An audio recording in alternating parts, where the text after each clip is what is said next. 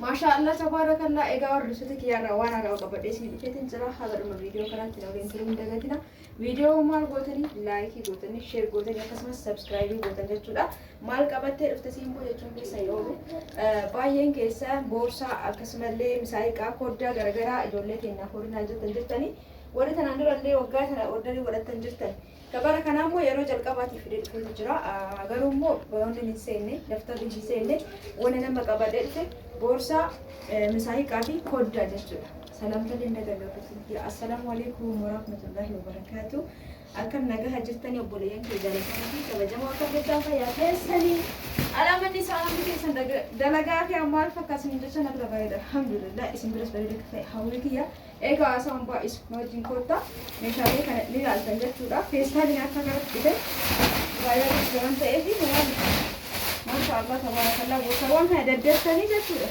meeshaan tokko gisee jalqaba dhufuu fi gisee turaa dhufu tokko miti.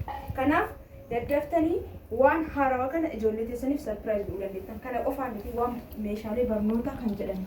Maal fa'aa hojjettan kophee, misaayiqaa, koddaa, boorsaa akkasumas uffatallee itti dabaluu dandeettan jechuudha. Amma sa'aatii kanatti ta'an fide boorsaawwan kwaalitii ta'an hedduu hin miidhagan. Gatiin isaallee wal taraa akkuma boorsaatiin maashaallah tabarakallah meeshaan kwaaliitiidha hundi isaanii. Tokko tokkoon akkamitti isinitti agarsiisa. Isinitti tolee keessaa fudhachuu dandeettanii as keessaa ka oogal illee godhamee jira. Dhugaa dubbachuun namoonni tokko tokko warri bilbila hin deemee wayii meeshaa ergee fi ture garuu daqiiqaa 10 keessatti gisee 5 gisee 6 namatti bilbila namni tokko bismillah. Innaa obsa godhadhaa warri meeshaa warri godhatan.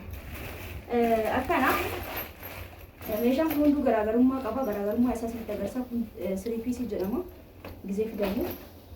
3PC natiin isaa maaliin yoo jettan hundaan takkaan sirriitti isinitti agarsiisa jechuudha hordoftoota kiyya.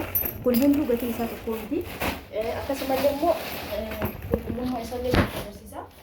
Kuni boorsaawwan asitti yoo dhufne immoo hordoftoota kiyya viidiyoo sirriitti wal qabatu mudhani. Asitti misaayiqaa jira. Boorsaa duraan jechuudha misaayiqaa fi boorsaa maashaallah tabarakallah. Tokkoon isaatiin gatii isaa wajjin isinitti kan mul'isu ta'a jechuudha hordoftoota kiyya. Sirriitti wal qabee mul'isi. Tanfiitii yaabsadhee maaliin kun meeshaa miti. Meeshaa kwaalitii ta'a laati garuu maanka uumama keessa kaa'anii beektanii mire maanka baay'ee fuutu garuu natti toltee jennaan nama fuudhee maanka xirfaa akkas maanka sukkaara fa'aa keessa kaa'atu nama toltu ta'a laati jechuudha onni isii tabii keessaa miti. Egaa jalqaba boorsaawwan isitti agarsiisa. Itti aansee immoo koddaa bishaanii baay'ee kwaalitii ta'e jechuudha hordoftoota kiyya maashaallah tabarakallah ta'anii. Kuni kawanniiti. Kuni nikeelii ta'ee iyyuu furdaa wayiiti jechuudha. Hin cabaaf hin yaaddanii.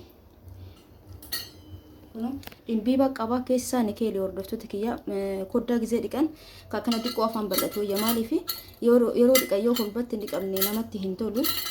Kanaaf fakkeenyaaf ijoolleen xiqqoon harka keessa galtee dhiquu dandeetti.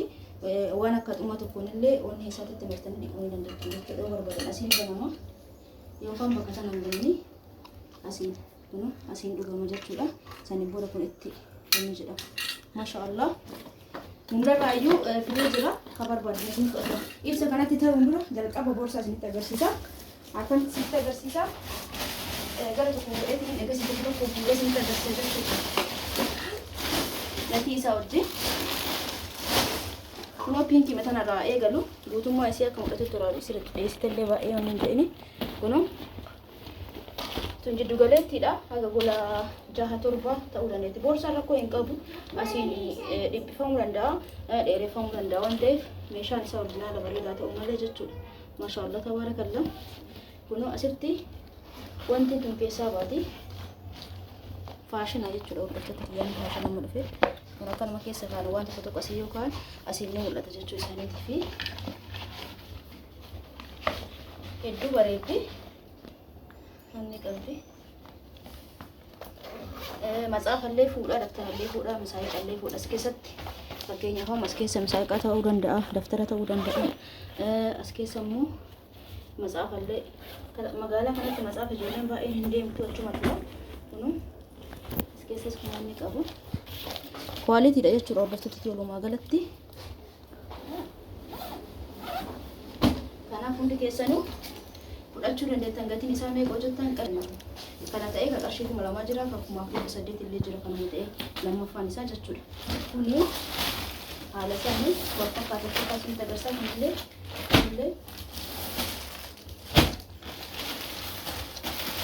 kunis kareef sun tokkuma halluu garaagaraa malee mashallah tabarakallah jalqoon isaa ka dhiqamu tokkoffaa borsaan gizee bitamu dhiqamuun isaan ol waan ta'eef ka dhiqamu osoo bittanii bareedaadha jechuudha.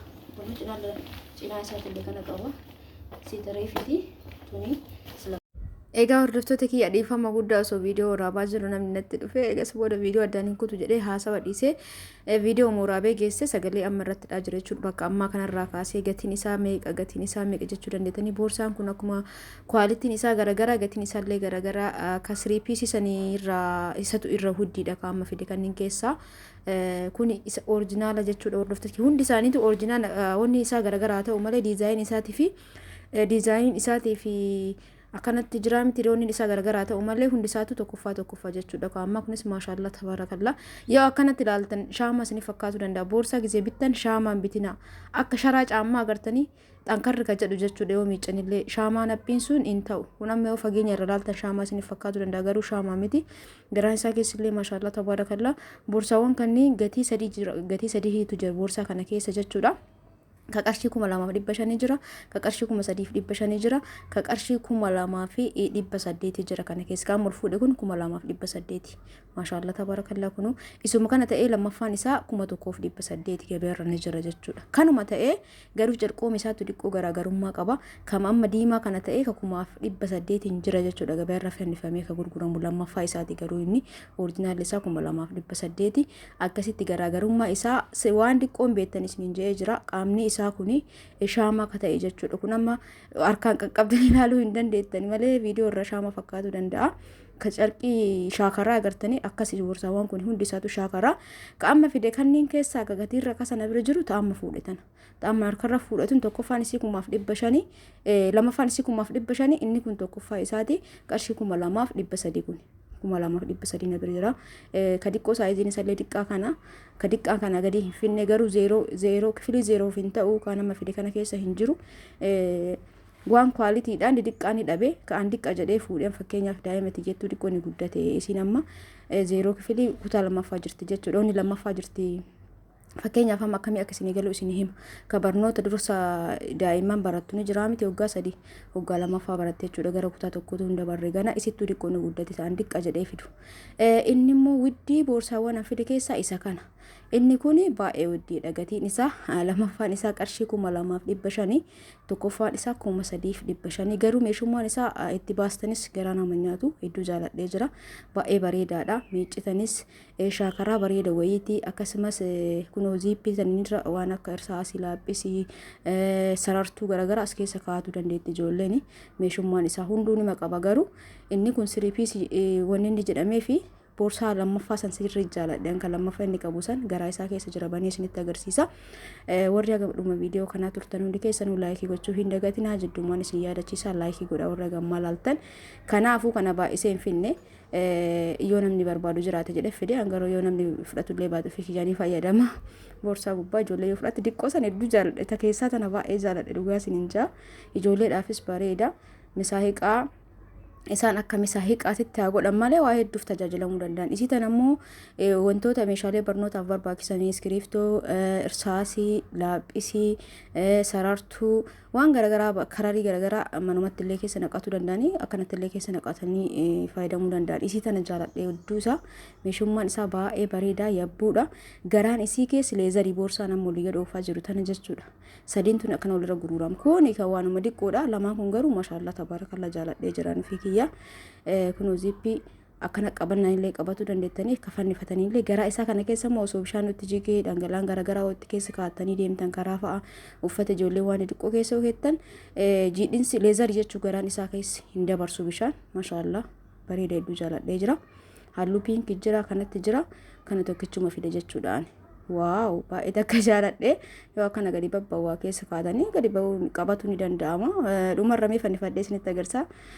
hundi keessanuu laayikii sheerii gochuu hin dagatinaa. Boorsaa anamma harkaa qabu kana asirraa iskiriishatii gootanii natti erguu dandeettanii yoo isinitti hin tolle immoo anuyyuu suuraa kaasee of biraa qaba waan ta'eef natti ergachuu dandeettan jechuudha. Amma ka harkaa qabu boorsaan tun waan isin ajaa'ibu diqqoo fakkaatti malee ilaalaa nama mee shaarbiiwwan itti guutee ilaala. Shaarbii tokko keessa kaa'ee inuyyuu keessaa hin mul'anne an shaarbii tokko waan guuttu si'aayyuu itti deebi'ee ammallee shiita affaarii kana keessa kaa'ee shiitaaf shaarbii irra bakka tokko kacabee taa'u isallee hin guunne wallahi jabduudha diqqoo fakkaatti malee shaarbii lamaa kanallee itti dabala jechuudha. Wanni mikiyya suuquma keessaa maashaallah jedha. Laala meeshaa isin qabattu agartanii sanitti kulban dadachaasee tiniin keenya didiqqeesse laala akkanatti gizee gabbata akkanatti illee qabachuu danda'ama yookaan fannifachuu danda'ama. Kana misaayiqaaf jedhan malee isaa misaayiqaa malee waan birallee qabatuu danda'a. Koddaa fi saanii nyaatallee qabatee tirfii qabatuu danda'a bakka. Kafannifamu kun dheereffamaa ni gabaabama kana qabatanii odeema namatti hin talu waan ofii yaazaladheera walirratti gurgurama kun boorsaa kaan wajjin gatiin isaa akkasillee ta'u bareeda jechuudha. Waan bareeda ani gizee waa fidu wanna kamuu haa ta'u amma waan hundu akkuma baratanitti dhugaa dubbachuuf wallahi waan hundu akkuma baratanitti anama meeshaalee ta'ee filannoo baay'ee takka filannoo baay'isa filannoo qofa osoo hin taane meeshummaa isaatirratti haga takaraakkaree naggaadeen yeroo ammaa kana dhugaa sitti nimtu. Fakkeenyaaf meeshaa kana boorsaa kana ammoo inni lamaanuu qabaachuu baatee ka tokkoffaa san fixee kan lammaffaa qofa qabaate yoo ani hin beekin kanuma ka tokkoffaa jedhee na gurgura jechuudha. Dhugaa isin hin jaa waan yeroo baay'ee na mudatuu fi yoo isin hin beekne yoo ati beekte dhaara kuni kana jettee waati achi deessitee mormite saalfatee waasiin jedha waan jedhuun dhabu jechuudha naggaadeen lolma galatti. Egaa atillee naggaadee minaan jechuun keessanii oolu nin beeka akka akkas jedhuu dandeettanii hundumaafuu akkasitti hubadhaa. Maashaallah kun lamaan walirratti gurgurama. Kanuma wal keessa kaa'amee dhufa. Yoo barbaadan halluu piink illee ni jira. Yeroo wayinni dhabama beektanii waan akkanaa kun yoo garee barumsi banamuuf achisi dhabamuu danda'a garuu ammaaf inni kun na bira ni jira namoonni barbaadan dubbisaas isinii ajaja jechuudha. Kanallee yoo barbaadan kunoo kana fakkaataa booda dagadhee meeshaa kiyya hojii akkan ergine keessaa baasaa namni na ajajate. Boorsaawwan kunniin hundi isaatu babbareeda maashaallah tabaarakallaa. Egaa misaa'ii qallee fidee jira as keessa orderiin namaa jira kan namni orderii godhatee ganaa adda baasa kan namni illee orderiin godhatin jira kan godhatanillee ni jira. Kanaafuu heloo jettanii fudhachuu dandeettan jechuudha. Boleeyyan kiyya boorsaa ijoollee didiqqishuudhaaf taatu warrinaan jettanii didiqqishuun sun dirrabbaatu ka biyya keessattu jira yoo lakkisuma nuu fidinaan jettan isinii fida kawaanuu biyyitti jiru waan ta'eef garuu kwaalitiin akka nama fidee kun didiqqaan hin jiru maaliif akka ta'in beekutti aansee koddaadha. Maashaallah tabaarakallaa koddaawwan kunis hedduu babbareedoo hedduu namatti tottolu laala waa maashaallah isin hin jaa agartan jedheeti yaada bifa lama qaba. Misaayiqaawwan jira koddaan kalaastikii kana filadhe kaawwan keessaan kalaastikii kun tokkoffaa isaa yoo lafa dha'ellee hin cabu bakka dandamachuu danda'a laastikiidha inni itti aanu kun isinitti mul'atami laastikiidha waan ta'eef hundarraayyuu fidee jira. Inni kunillee ni jira inni kun ni mul'isa garuu ni bareeda gurraachi kunillee ni bareeda gurraachi kun laastikii sun immoo maayikaadha ni beektanii isiniyyuu ka duraa sun immootu akka nikeeliitti jechuudha gosa sadiinuu. Kuno bakka ittiin dhugan illee qaba gabaabaa malee garuu ni gabaabbata kun bishaan keessa gaddabara akkuma isaan itti fidanitti jechuudha. Uumaa gochuu hin danda'amu. Kana kurree yoo barbaadan muluu banuu dandeettanii yoo barbaadan gubbarraan illee ni banama jechuudha. Akkuma kaawwanii kuno ni mul'ata jedheeti yaada. Akkan isin jaa obboleen kiyya namoonni barbaadan karaa keessaatiin heloo jettanii fudhachuu dandeettanii ijoollee teessaniif barnoonni banamuu eda waan ta'eef meeshaalee barnootaaf barbaachisu hundi isaatu na biratti ni argattani jechuudha. Egaa yeroo waliin deemna yeroon amma ka barnootaati waan ta'eef daftara iskiriiptoo akkasumas meeshaalee barnootaa wal qabatan koddaa misaayiqaa uffata yookaan kophee garaagaraa namoonni barbaadan dubbisaa lakkoofsi keemeetii warra jettan lakkoofsi kun waa sirrisinii kaa duwwaa 9 duwwaa 121 duwwaa 6 73 karaa waasaappiitiin heloo jedha. Kudhanii warra bilbiltan immoo jalqaba tasgabbaa baalaansii keessan laalladha saniin booda yoo bituuf murteessitan heloo salaamu alaykum siin booteen akkam jirta fayyaa jirta eega jettan booda waan akkanaa barbaade firii eegana barbaadettanii haasawa gaggabaabsitanii akka isinillee hin dadhabne akkanillee hin dadhabne waan barbaadan ifa gootanii sagalee na ergitan yookaan barreeffamaa jechuudha. Saniin booda namoota kan na bira jiru yoo ta'e isiniif qopheessa kan na bira hin jirre yoo ta'e isiniif ajajaa jechuudha. Hordoftoota kee walii galla jedheeti yaada. Kanaaf misaayiqaa kanneen suuraa irraa kaasanatti ergaa gatii isaa wanni ana sirratti isin himuu didee fi namni viidiyoo addaa argee fakkeenyaaf ji'a addaa osoo bitee fi fakkeenyaaf gizee barumsi jala siqeen hin dabala meeshaan namni viidiyoo addaa arge viidiyoo qaniisanii sallaalee nama hin kijibda namaan jira wallahi laazim waan akkasitti na mudate gizee ho'i bakka mulumaayyuu ni muujii waagaa jedha jechuudha. Maaliif namni viidiyoon kun fakkeenyaaf hadha gadhiifameemi kaji'adhaa yookaan ji'a sadii dura gadhiifame argeet namni hadha gatii meeshaati gadhiiste si dhageeffate guyyaa sama akkana jette hadhamaa akkana jette viidiyoo keetii irratti argee birniin kijibdaa nama naan jira. Kanaafuu gatiin hima eenyutti hima abbaa meeshaa bitatuuf gara keessaatiin dhufe kuni meeqoo nan jedhan itti hime jechuudha. Onna akkasii sun dhugaadha nama sanii ani hubadhaa fi maaliif namni sun viidiyoo laale malee viidiyoo jala seenee yooma akka gadhiifame ilaalle garuu osoo laaltanii jalatti ni barraa guyyaan inni gadhiifame gabaan ji'adhaatii fi gabaan hadhaa waliin miilu jechuudha. Hordoftoota kiyya osoo akkasitti olii hubanne bareedaadha. Itti aansuun misaahiqaa tanaa kunoo misaahiqaa baay'ina maaliif akka ta'e hojii abbaa tokkooti tun immoo maankaadha. Maalinni jechaa ture ijoositti kuni maalinni sila waliin ta'uuf immoo jechaa turedha. Maankaa walitti godhama agartanii akkana walitti godhama ijoolleen oma isaan gatti kana haa ta'utii isaan walitti qopheessanii jiru addaan qabahuudha. Bakka takka qofa qaba. Akka duraanii gosa gola lama gola sadii qabu sunniin irra darbee jira. Faashiniin garuu ni jira meeshichi ni jira. Garuu immoo namni amma kanatti dacha'ee jira jechuudha. Ijoollee xixiqqoof garuu kama bakka lamaa santu barbaachisanatti fakkaata. Wanti amma faashina jiru kanneen kafide keessaa isinitti agarsiisa kalamallee fidee jira. Garuu kafide keessaa abbaa tokko kun meeshaa baay'ee meeshummaan isaa baay'ee takka kwaalitii keessaa nikeelii duubni isaa mootuu akkuma argitan kana laastikii furdaadha jechuudha. Arsanii waaw. Egaa akkan isin ja'a misaahiqaa naga qarshii 3,000 jira yoo barbaaddani hadhaaf garuu kan fide kanneen waagaan isaallee gatii salphaadha. Naga qarshii 800 illee ka jiru jira as keessa qarshii 2,200 illee jira ka 1,000 jira jechuudha obboleeyyan kiyyaa. Kuno kana fakkaatu kun immoo keessi isaa nikeelii feermuuziin qorrisiisu jaanii garuu walitti godhee ilaalle akkas jedhan gizeenatti gurguranii jechuudha. Feermuuzii keessi isaa dhugaa dubbachuuf garuu itti fayyadamee ilaalle malee inni kun immoo maankaaf shuukallee qabaa kan mulfuudhe kun isinitti mul'atu viidiyoo midhattiin garana qabde maanka qaba shuuka qaba gosa lama qaba kun garaa keessatti ol bantan bakka lama qaba. Garuu shigii hin banne namni bitatu waan hin barbaanneef shigii akka banamu akka namatti ilaalaa tun immoo tunillee bakka lama qabdi ta'e ijoollee xixiqqoo kuniif kun tokkuma bifatu garagara malee tuniif tunillee tokkuma bifa garagara tunis samaayawiin tunis piinkiin wayiin jirti garas jirti na fakkaate qaajala.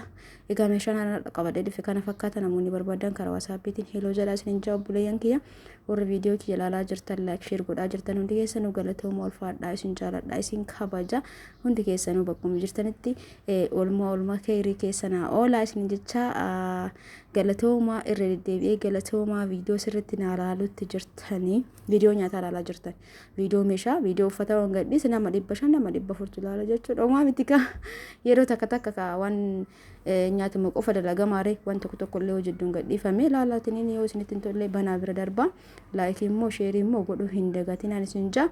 Egaa meeshaan kiyya gara viidiyoon kiyya gara xumuraa gahee jira jechuudha obboleeyyan kiyya asitti isinitti dubbataa ture jidduumaa yoo editii godhuudha deemu sagalee ijoollee magibbiin ala to'achuttu kaameraa keessa sirriitti gala jechuudha sagaleen. YouTubein immoo koopiraayitiin irra fida waan ta'eef waan tokko ifaajee waraabee anama magaalaa deemee waraabee manatti gannaqee kana waraabee koopiraayitii wanatti fida jechuun viidiyoon kun immoo bu'aan asiif hin qabu jechuudha. Kanaaf ifaajee akkas ta'urra jedhee sagalee irraa balleessee sagalee ofii kiyyaa irratti hidhee agartanii akkuma argitan kana boorsaa kanallee yoo waa keessa kaa'an bareeda boorsaan isinitti agarsiisuuf jecha shaarbiiwwan keessa kaa'utti jire as keessaan illee ka ijoollee dhaaganaa baasaa ka isaanitti tolee yaa piinki jaalatti ijoolleen tiyya waan piinki hedduu jaalatan lamaanuu maashaallah kun agartanii yoo itti godhanii bareeda jechuudha hundi isaatu yoo akkanatti waa keessan kaa'anii sirriitti namatti mul'atu sirriitti illee bareedu fakkaata malee yoo waa keessa kaa'atan